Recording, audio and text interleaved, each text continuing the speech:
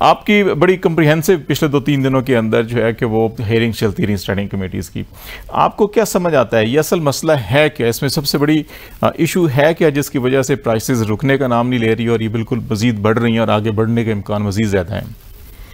Actually देखें जी, power division की जिम्मेवारी है कि अवाम को हक़ाइक़ से जो है ना उनको आगाह करना चाहिए। लाजमी है जब भी कैबिनेट की मीटिंग होती है तो वो लोग तो जाके पीएम साहब के साथ जब मिनिस्टर बैठते हैं तो उनके साथ सेक्रेटरी भी कंसर्न डिपार्टमेंट के होते हैं। पावर डिवीज़न इस वक्त भी जब हायर लेवल पे जाता है, मीटिंग में जाते हैं तो वो मिसगाइड करते हैं टोटल इस हायर फोरम को भी, पीएम को, कैबिनेट को। बुनियादी तौर पर यही चीज़ें हैं। 4-5 दिन से आप देख रहे हैं, हमारी कमेटी तो मीटिंग हुई थी 28 को, लेकिन उसके बाद जो मुख्तलिफ टीवी चैनल्स हैं उस पर यह सारा डिस्कस हुआ है। तो यही जो एग्रीमेंट है IPPs के, बुनियादी वजह यही है, यही उनकी ब्रीफिंग थी पावर डिवीज़न की कि जी जो एग्रीमेंट है वो डॉलर्स में है और डॉलर की जो मतलब एक्सचेंज रेट है वो आपने देखा कि डॉलर तो एक जगह पे रुकने का नाम ही नहीं ले रहा। इसी वजह से जैसे डॉलर की कीमतें बढ़ेंगी तो 70% इम्पैक्ट उनकी ब्रीफिंग के तहत पावर डिवीजन के उसकी जो इम्पैक्ट है इसके प्राइसेस के बढ़ने का वो यही है। 10% वो जो काइबोर आपको पता है स्टेट बैंक ने जो मतलब इंटरेस्ट रेट बढ़ाए हैं तो उसी वजह से 80% तो ये है। लेकिन वो मोस्टली जो थेफ्ट ऑफ इलेक्ट्रिसिटी है पावर डिवीजन उसको ऐसे इग्नोर करता है जैसे कोई है ही नहीं ना। आपने देखा है कि डिस्कोस की जो रिकवरीज है वो बहुत कम है, लाइन लॉसेस, इवन पंजाब के जो डिस्कोस हैं वहाँ थेफ्ट ऑफ इलेक्ट्रिसिटी कम है लेकिन लाइन लॉसेस ज्यादा है। तो मेन चीज नुकसान है ना, लाइन लॉसेस हो या थेफ्ट ऑफ इलेक्ट्रिसिटी हो। तो एक्चुअली पावर डिवीजन को गवर्नमेंट को हकायक बताना चाहिए या जो कैबिनेट में जाके, तो उसका हल यही है जब तक ये वॉलंटियरली IPPs के मालकान को नहीं बिठाएंगे कि ये मुल्क का मसला है। लेकिन ये अचानक सारा आपने देखा है ना कि अचानक ये कैबिनेट केयरटेकर गवर्नमेंट आई है, उसके बाद सारे मीडिया पे पब्लिक में भी ये आया कि ये कीमतें बढ़ गई। कीमतें आज नहीं बढ़ी, मुसलसल बढ़ रही हैं कीमतें। अप्रैल से देखें ना, सिर्फ आप प्रीवियस गवर्नमेंट उसके टाइम में भी बढ़ी। उस वक्त जब प्रीवियस गवर्नमेंट आई तो डॉलर 128-129 पे था, आपने देखा कि वो 172 पे आया 3 साल 8 महीने में। तो देखिए जो हकायक हैं वो हमें पब्लिक के सामने लाने चाहिए। लेकिन आपने देखा कि उसके दौरान जब मीडिया पे जब भी हम जाते थे हर चैनल पे यही बात होती है डॉलर बढ़ गया जी, पियोल बढ़ गया। लेकिन आपने देखा कि अप्रैल 22 के बाद जैसे मीडिया ने इग्नोर किया इन्फ्लेशन को तो न कभी डॉलर का जिक्र हुआ। वो डॉलर 172 से लेके 285 पे पहुंचा जब तक ये केयरटेकर गवर्नमेंट आई 14 अगस्त को। और पियोल आपने देखा कि 150 से जाके वो 300 पे आके पहुंचा, 290 पे पहुंचा। तो एक्चुअली जो इन्फ्लेशन थी ना, या बिजली की कीमतें पहले आप जो गवर्नमेंट थी वो उसमें रेट था कोई 18 रुपीज पर यूनिट, उसमें जो मुकम्मल जो मतलब कैटेगरीज हैं। लेकिन अभी आपने देखा वो 65 पे जब पहुंचा तो अचानक जब मीडिया में वो हाइप क्रिएट हुई है और पब्लिक भी निकली है, क्योंकि पब्लिक एक दिन निकलनी लाजमी है कि जब उनके बस में होगा ही नहीं तो वो कहां से लाएंगे पैसे।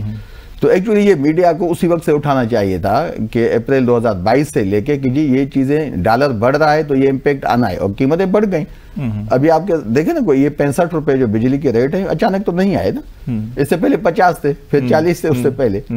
तो एक्चुअली पावर डिवीजन का काम है कि प्रॉपर पॉलिसी गवर्नमेंट को बताए, जो स्टेक होल्डर्स हैं उनको बताएं और IPPs को साथ बिठाएं। IPPs वॉलंटियरली नहीं बैठेंगे। ये कैपेसिटी पेमेंट ही आप समझे 1300 बिलियन है पिछले साल की, इस साल के इख्तिताम तक 2100 तक चली जाएगी। जून 2023 जुलाई 2023 से लेके जून 2024 तक ये जाएंगे 2100 लेकिन 2100 सूरत में होंगी जब उनकी एस्टिमेट है 280 जो रुपए डॉलर पे रखा हुआ है, लेकिन इस वक्त 305 है और अगर ये और आगे चला जाता है तो ये तो आपका शायद डॉलर तो देखे ना, डॉलर की 3 ट्रिलियन तक चला जाए। डॉलर की हालत तो ये है कि ठीक है भाई आज़ाद पॉलिसी आपकी जो मतलब स्टेट बैंक ने दी है कि डॉलर जो एक्चुअल उसका रेट होना चाहिए। ये कौन सा है कि इंटर बैंक में रेट आपका 304 और 5 हो और ओपन मार्केट में डॉलर 335 और 40 पे न मिले।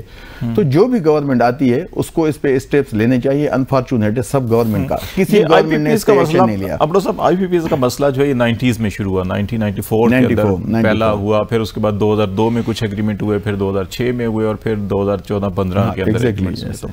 अच्छा, ये इसके अंदर जो है कि क्या हम इनको सॉवरेन गारंटी है, लेकिन इवन देन जो है कि हम इनको बैठ के निगोशिएशन करके इसके अंदर कोई हम अमेंडमेंट नहीं कर सकते कि हम बिल्कुल इतने ही मजबूर बेबस हैं, हाथ बंधे हुए हमारे कि हम ये सारी मुल्क की पूरी इंडस्ट्री की आपकी ग्रोथ देख लें, डिक्लाइन में जा रही है, आपके लोग सड़कों पर आ चुके हैं, आपकी पूरा का पूरा माशी स्ट्रक्चर जो है कि इसके मुतासर हो रहा है, तो फिर हम उनसे क्यों नहीं निगोशिएशन क्यों नहीं करते, क्यों नहीं बैठ के उनके साथ इसको रिवाइज करवाते हैं एग्रीमेंट्स को? एक्चुअली देखिए जी, जब मैंने फिर वही बात पे आता हूँ कि जो पावर डिवीजन वो जानबूझ के जो हकायक हैं वो छुपाते हैं। एग्रीमेंट में किसी में भी नहीं होता, सब क्लासेस होती हैं। ये जो आईपीपीज की क्लासेस हैं, एग्रीमेंट है, इसमें भी क्लास लाजमी होगी कि उनको जो उसी टाइम इंफॉर्मेशन देनी है वो करेक्ट होगी, वह उनके एफिडेविट भी लगे हुए होंगे कि भाई हम जो भी ये डॉक्यूमेंट आपको दे रहे हैं तो जो भी इंफॉर्मेशन है वो सही है। उसमें होती है एक क्लास की, कभी भी हमारी इंफॉर्मेशन जो प्रोवाइडेड है वो गलत हुई तो उस पर डिपार्टमेंट एक्शन ले सकता है। चलिए, उनको तहफ़्फ़ुज़ तो मिला, लेकिन गवर्नमेंट ऑफ पाकिस्तान के भी कुछ जो है ना वो स्टेक्स हैं इस पे, तो हम भी उस पे जा सकते हैं। दूसरी, आपको पता है कि इंटरनेशनल लेवल पे जब भी एग्रीमेंट होते हैं या वर्ल्ड बैंक के आप कॉन्ट्रैक्ट्स देखें या उस पे एशियन बैंक पे जाएं, उन पे क्लास होती है कि जी फ्रॉड जो प्रैक्टिसेस हैं उसमें कंपनी कोई इन्वॉल्व नहीं होगी।